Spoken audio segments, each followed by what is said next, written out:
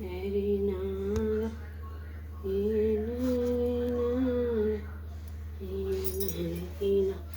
बोलो बोलो विष्णु भगवान की जय, लक्ष्मी नारायण की जय, हरि विष्णु नारायण की जय, हरि विष्णु नारायण, हरि विष्णु नारायण, हरि विष्णु नारायण, हरि विष्णु नारायण, हरि विष्णु नारायण, हरि विष्णु नारायण।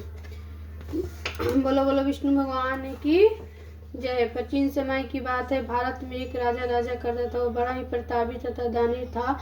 वह नित्य प्रातः मंदिर में भगवान दर्शन करने को जाता था। वह ब्राह्मण और गुरु की सेवा किया करता था। उसके द्वार से कोई भी याचक निराश होकर नहीं लौटा था। वह प्रत्येक गुरुवार को व्रत रखता एवं पूजन करता था। वह हर दिन गरीबों की सहायता करता था, परंतु यह सब बातें उसकी रानी को अच्छी नहीं लगती थी। वह न व्रत करती थी और न किसी को एक भी पैसा दान में देती थी। वह राजा से भी ऐसा करने को मना किया करती थी। एक समय की बात है कि राजा शिकार खेलने वन में चले गए। घर पर रानी और दासी थी। उस समय गुरु विश्वती साधु के रूप में धारण कर राजा के द्वार पर भिक्षा मांगने आए। साधु ने रानी से भिक्षा मांगी तो कहने लगी, हे साधु महाराज, मैं इस दान और पुण्य से तंग आ चुकी हूँ। इस कार्य के लिए तो मेरे पति ही बहुत है। हर समय कृपा करे सारा धन नष्ट हो जाए तथा मैं आराम से रह सकूं। साधु रूपी विश्वजित देव ने कहा, हे देवी, तुम बड़ी ही विचित्र हो। संतान और धन से कोई दुखी नहीं होता है, इसको सभी चाहते हैं। पापी भी पुत्र और धन की इच्छा करते हैं। अगर तुम्हारे पास धन अधिक है तो भूखे मनुष्यों को भोजन कराओ, प्याव लगाओ, ब्राह्मणों को दान और धर्मशाला बनाओ, कुआं, तालाब, बाड़ी, बगीचे आदि का निर्माण कराओ तथा निर्धनों को कुंवारी कन्याओं के विवाह कराओ। साथ ही अग करो। इस प्रकार कर्मों से अपने कुल और आपका नाम परलोक में समर्थक होगा, स्वर्ग की प्राप्ति होगी। परंतु रानी साधु की इस बात से खुश नहीं हुई। उसने कहा, हे साधु महाराज, मुझे ऐसा धन की आवश्यकता नहीं है जिसको मैं अन्य लोगों में दान दूं तथा इसको रखने में संभालने में मेरा सारा समय नष्ट हो जाए। साधु ने कहा, हे देवी, यदि तुम्हारी ऐसी इच्छा है तो जैसा मैं तुम्हें बताता हूँ तुम वैसा ही करना। बृहस्पतिवार के दिन घर को गोबर से लीपना, अपने केशों को पीली मिट्टी से धोना, केशों को धोते समय स्नान करना, राजा से कहना वो हजामत कराए, भोजन में मांस मंदिरा खाना, कपड़ा धोबी के यहाँ धुलने को देना। 7 बृहस्पतिवार ऐसा करने से तुम्हारे सब धन नष्ट हो जाएंगे। यह कहकर साधु महाराज रूपी विश्वती देव अंतर्धान हो गए। रानी ने साधु के कहने के अनुसार 7 बृहस्पतिवार तक ऐसा ही करने का विचार किया। साधु के बताए अनुसार कार्य करते हुए केवल 3 ही बृहस्पति ही बीते थे कि उसके समस्त धन संपत्ति नष्ट हो गई। भोजन के लिए दोनों समय परिवार तरसने लगा तथा सांसारिक भोगों से दुखी रहने लगा। तब वो राजा रानी से कहने लगा कि हे रानी, तुम यहाँ रहो, मैं दूसरे देश जाता हूँ, क्योंकि यहाँ पर मुझे सभी मनुष्य जानते हैं, इसलिए मैं यहाँ कोई कार्य नहीं कर सकता। मैं प्रदेश जा रहा हूँ, वहाँ कोई काम धंधा करूँगा, शायद हमारे भाग बदल जाए। ऐसा कहकर राजा ने प्रदेश चला गया। वहाँ जंगल से लकड़ी काट कर लाता और शहर में बेचता। इस तरह जीवन व्यतीत करने लगा। इधर राजा के बिना रानी दासियां दुखी रहने लगी। किसी दिन भोजन मिलता और किसी दिन जल पीकर ही रह जाती। एक समय और दासियों के साथ बिना भोजन के व्यतीत करना पड़ा। तो रानी ने अपनी दासी से कहा, दासी, यहाँ पास ही के नगर में मेरी बहन रहती है, वो बड़ी धनवान है, तू उसके पास जाकर वहाँ से 5 सेर भोजन मांग लिया, जिससे कुछ समय के लिए गुजर हो जाए। दासी रानी की बहन के पास गई। रानी की बहन उस समय पूजा कर रही थी। बृहस्पतिवार के दिन था। दासी ने रानी की बहन से कहा, हे रानी, मुझे आपकी बहन भेजा है, मुझे 5 सेर भेजर दे दो। दासी ने कहा, यह बात अनेक बार कही, परंतु रानी ने बहन को उत्तर नहीं दिया, क्योंकि वो उस समय विश्वती कथा सुन रही थी। और जब दासी रानी के बहन से कोई उत्तर नहीं मिला तो बहुत ही दुखी हुई, उससे क्रोध भी आया। वह लौटकर रानी से बोली, हे रानी, आपकी बहन बहुत ही धनी स्त्री है, वह छोटे लोगों से बात ही नहीं करती है। मैंने उससे कहा तो उसने कोई उत्तर नहीं दिया। बस वापस चली आई। रानी बोली, हे दासी, इससे कोई दोष नहीं है। जब बुरे दिन आते हैं कोई सहायता नहीं करता है। अच्छे बुरे का पता विपत्ति ही में चलता है। जो ईश्वर की इच्छा होगी वही होगा। यह सब हमारे भाग का दोष है। उधर रानी की बहन ने सोचा, मेरी बहन की दासी आई थी परंतु मैं उससे नहीं बोली, इससे वह बहुत ही दुखी हुई होगी। अंततः कथा सुन और विष्णु भगवान का पूजन समाप्त कर वो अपनी बहन के घर आई और कहने लगी, हे बहन, तुम बृहस्पतिवार का व्रत कर रही थी। तुम्हारी दासी हमारे घर गई थी परंतु जब तक कथा नहीं बोलते हैं, नहीं उठते हैं और ना ही इसलिए मैं नहीं बोली। कहो दासी क्यों गई थी? रानी बोली, बहन, हमारे घर अनाज नहीं था। वैसे तुमसे कोई बात नहीं छिपी है, इसी कारण मैंने दासी को तुम्हारे पास से भेजने के लिए भेजा था। रानी की बहन बोली, बहन देखो, विसती भगवान सबकी मनोकामना पूर्ण करते हैं। देखो शायद तुम्हारे घर में अनाज रखा हो। यह सुनकर दासी घर के अंदर तो गई, उसे एक घड़ा भरा मिल गया। उसे बहुत ही हैरानी हुई। उसने एक एक बर्तन देख लिया तो उसने बाहर आकर रानी से बताया। दासी अपनी रानी से कहने लगी, रानी देखो, वैसे तो हमको सब अन्न नहीं मिलता तो हम रोज ही व्रत करते हैं। अगर इनसे व्रत की विधि और कथा पूछ लिया जाए उसे हम भी व्रत किया करेंगे। दासी ने कहने पर रानी ने अपनी बहन से विसती व्रत के बारे में पूछा।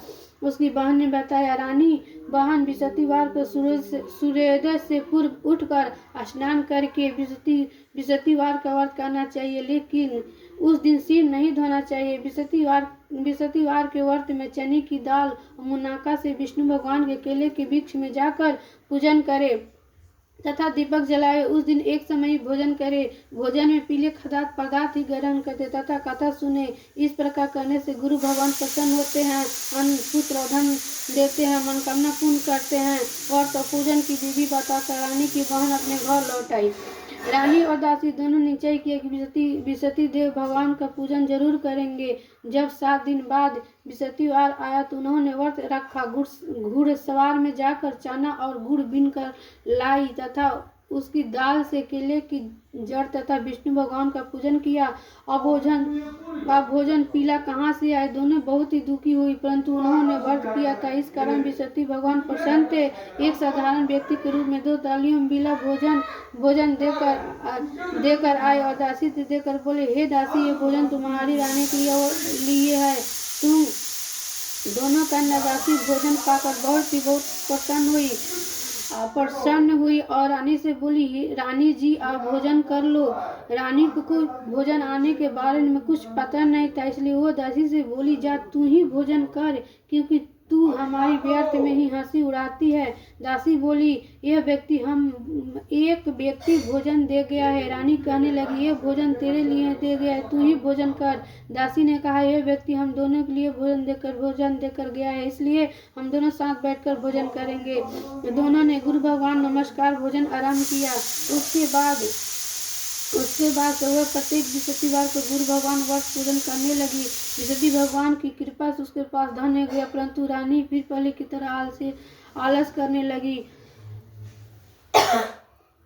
तब दासी बोली, देखो रानी, तुम पहले इसी प्रकार की आलस करती थी, जिससे तुम्हें धन रखने में कष्ट होता था, इस कारण सभी धन नष्ट हो गया। अब गुरु भगवान की कृपा से धन मिला है तो फिर अलस होता है। बड़ी मुसीबतों के बाद हमने ये धन पाया है, इसलिए हमें दान पुण्य करना चाहिए। तुम्हें भूखे मनुष्यों को भोजन कराओ, प्याव लगाओ, ब्राह्मणों को दान दो, कुआं, तालाब, बावड़ी आदि का निर्माण कराओ, मंदिर में शौचालय बनाकर दान दो, विवाही कन्याओं विवाह करवाओ, धन की शुभ कार्यों में खर्च करो, जिससे तुम्हें कुल यश बढ़े तथा स्वर्ग की प्राप्त हो, प्रीता प्रसन्न हो। दासी की बातें मानकर रानी ने इसी प्रकार कार्य करने आरंभ किए, जिससे उनका काफी यश फैलने लगा। एक दिन रानी ने और दासी आपस में विचार करने लगी कि ना जाने राजा किस दशा में होंगे, उनकी कोई खोज खबर नहीं है। गुरु भगवान से उन्होंने प्रार्थना की, हे भगवान ने रात्रि में राजा को संबंध में कहा कि हे राजन, उठ, तेरी रानी तुमको याद कर रही है, अब अपने देश को लौट जा। राजा प्रातः काल उठकर जंगल से लकड़ियां काटकर लाने के लिए जंगल की ओर चल पड़ा। जंगल से गुजरते हुए सोचने लगा कि रानी की गलती से उसे कितने दुख पड़े। राजपाट छोड़कर उसे जंगल से आकर आना पड़ा। जंगल से लकड़ियां काटकर उन्हें बेचकर गुजारा करना पड़ा। उसी समय उस जंगल में विश्वती देव एक साधु के रूप में धारण कर आए और राजा के पास आकर बोले, हे लकाड़े, तुम इस सुनसान जंगल में किस चिंता में बैठे हो, मुझे बताओ। यह सुनकर राजा ने नेत्रों में जल भर आया और साधु की वंदना कर बोले, हे प्रभु, आप सब कुछ जानने वाले हैं। इतना कहकर राजा ने साधु को अपनी संपूर्ण कहानी सुना दी। महात्मा दयालु होते हैं।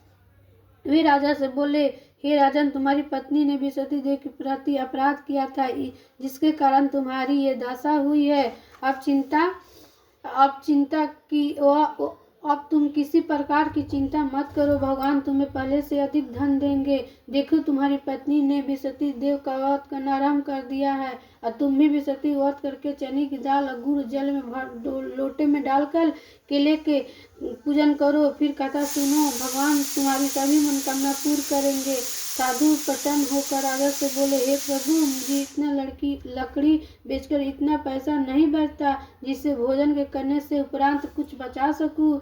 मैंने रात्रि में अपनी रानी को व्याकुल देखा है। मेरे पास कोई साधन नहीं है जिससे मैं समाचार जान सकूं। फिर मैं विश्वती देव की क्या कहानी कहूँ, मुझको कुछ मालूम नहीं है। साधु ने कहा, हे राजन, तुम किसी बात की चिंता मत करो। विशतिवार के दिन तुम रोजाना की तरह लकड़ियां लेकर शहर में जाओ। तुम्हें रोज धन से दुगना धन प्राप्त होगा, जिससे तुम भली भांति भोजन कर लोगे तथा विशति देव की पूजा सामान भी आ जाएगा। विशतिवार की कथा इस प्रकार है। बोलो विष्णु भगवान की जय। प्राचीन काल में एक बहुत ही निर्धन ब्राह्मण था। उसे कोई संतान नहीं थी। वह नित्य पूजा पाठ करता, परंतु उसकी स्त्री बहुत ही मलिन शांत रहती थी। वह न स्नान करती थी और न किसी देवता की पूजन करती थी। वह प्रातः काल उठते ही सर्वप्रथम भोजन करती थी, बाद में कोई अन्य काज करती थी। ब्राह्मण देवता बहुत ही दुखी रहते थे। पत्नी को बहुत ही समझाते, किंतु उसका कोई परिणाम न निकलता। भगवान की कृपा से ब्राह्मण की स्त्री कन्या उत्पन्न हुई। वो कन्या अपने पिता घर में बड़ी होने लगी। बालिका प्राप्त स्नान करके भगवान विष्णु जप करती थी। वो बचपन से विश्वती व्रत भी करने लगी। पूजा पाठ समाप्त कर स्कूल जाती थी तो अपनी मुट्ठी में जौ भर कर ले जाती थी और पाठशाला से जाने के मार्ग में डालती जाती। वो जो सोने के हो जाते थे, लौटते समय उनको बीन कर घेर ले आती।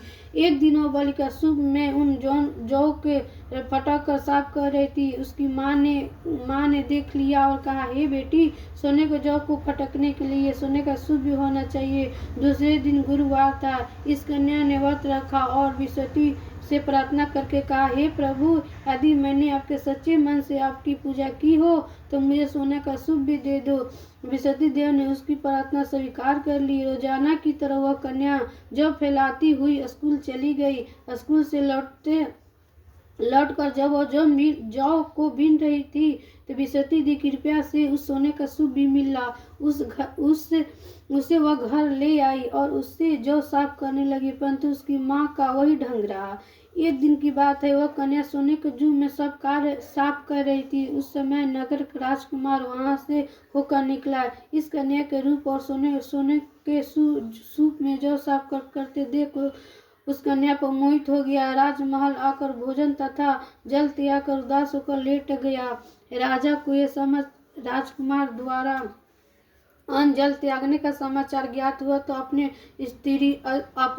मंत्रियों के साथ अपने पुत्र के पास गया और बोले, हे बेटा, तुम्हें किस बात का कष्ट है? किसी ने अपमान किया है अथवा कोई कारण है तो मुझे बताओ, मैं वही करूँगा जिससे तुम्हें प्रसन्नता हो। राजकुमार ने अपने पिता की बातें सुनी तो वो बोला, मुझे आपकी कृपा से किसी बात की दुख नहीं है। किसी ने मेरा अपमान नहीं किया है, परंतु मैं उस लड़की के साथ विवाह करना चाहता हूँ जो सोने के सूप में जौ साफ कर रही थी। यह सुनकर राजा आश्चर्य में पड़ गया और बोला, हे बेटा, इस तरह की कन्या का पता तुम ही लगाओ, मैं उनके साथ तुम्हारा विवाह अवश्य करा दूंगा। राजकुमार ने राजा को उस लड़की के घर का पता बतलाया। मंत्री उस लड़की के घर गया और राजा का आदेश ब्राह्मण ने सुनाया। कुछ दिन के बाद ब्राह्मण की कन्या विवाह में राजकुमार के साथ संपन्न हो गया। कन्या के घर जाते ही ब्राह्मण देवता के घर में पहले की भांति गरीबी का निवास हो गया और भोजन के लिए भी अन्न बड़ी मुश्किल से मिलता था। एक दिन दुखी होकर ब्राह्मण अपनी पुत्री से मिलने गया। बेटी ने पिता की दुखी की अवस्था देखकर अपनी माँ का समाचार पूछा। ब्राह्मण ने सभी हाल कहा। कन्या बहुत सा धन देकर अपने पिता को विदा किया। इस तरह ब्राह्मण के कुछ समय सुखपूर्वक व्यतीत हुआ, लेकिन कुछ दिन के बाद फिर वही हाल हो गया। ब्राह्मण फिर अपनी कन्या के यहाँ गया। सभी हाल कहा तो पुत्री बोली, हे पिताजी, आप माता जी को यहाँ लिया लाओ। मैं उनको ऐसी विधि बतलाऊंगी जिससे गरीबी दूर हो जाएगी। ब्राह्मण देवता अपनी स्त्री के साथ लेकर अपनी पुत्री के पास राजमहल में पूछा तो पुत्री ने अपनी माँ को समझाने लगी कि हे माँ, तुम प्राप्त कल उठकर प्रथम स्नान आदि करके विष्णु भगवान की पूजा करो तो सब दरिद्रता दूर हो जाएगी। परंतु उसकी माँ ने उसकी कोई बात नहीं मानी। वह प्राप्त काल उठकर अपनी पुत्री का बचा जूठन खा लेती थी। एक दिन उसकी पुत्री को बहुत ही गुस्सा आया। उसने एक रात में एक कोठरी के सारा सामान निकाल दिया और अपनी माँ को उसमें बंद कर दिया। प्रातः उसमें से उसे निकाला तथा स्नान आदि करा के पूजा पाठ कराया तो उसकी माँ की बुद्धि ठीक हो गई। उसके बाद वह नियम से पूजा पाठ करती और प्रत्येक बृहस्पतिवार का व्रत रखने लगी। इस व्रत के प्रभाव से उसकी माँ बहुत ही धनवान हो गई। बृहस्पति देवता के प्रभाव से स्वर्ग को वह गई। ब्राह्मण भी सुख पूर्वक इस लोक को सुख भोग का सुख प्राप्त हुआ है। इस तरह कहानी कहकर साधु देवता वहां से अलोप हो गए।